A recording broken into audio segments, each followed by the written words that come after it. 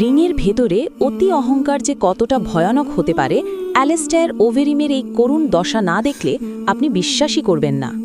ইউএফসির লড়াইয়ের আগে face of সেশনে অ্যালেস্টায়ার ওভেরিমের আচরণ ছিল দেখার মতো। তিনি এমনভাবে ফ্রান্সিস এনগানোর মুখের সামনে আঙুল উঁচিয়ে কথা বলছিলেন যেন এনগানো তার সামনে স্রেফ একজন আনাড়ি শিশু। ওভেরিম ক্যামেরার সামনে এনগানোর ঘাড় ভেঙে দেওয়ার হুমকিও দিয়েছিলেন, যাতে লড়াইয়ের আগেই মানসিকভাবে তাকে দুর্বল করে দেওয়া যায়। কিন্তু এনগানো ছিলেন একেবারেই শান্ত। তার সেই পাথরের মতো নীরবতা যেন ঝড়ের আগের নিস্তব্ধতা। যখন লড়াই শুরু হলো, মাত্র কয়েক সেকেন্ডের মাথায় এনগানো এক বিধ্বংসী আপারকাট ছুড়লেন। সেই একটিমাত্র ঘুষিতেই ওভেরিমের মাথা সজোরে পেছনের দিকে ঝুলে পড়ে এবং তিনি সরাসরি জ্ঞান হারিয়ে রিংয়ে লুটিয়ে পড়েন।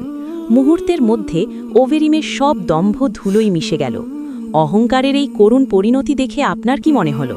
এই ধরনের আরও শ্বাসরুদ্ধ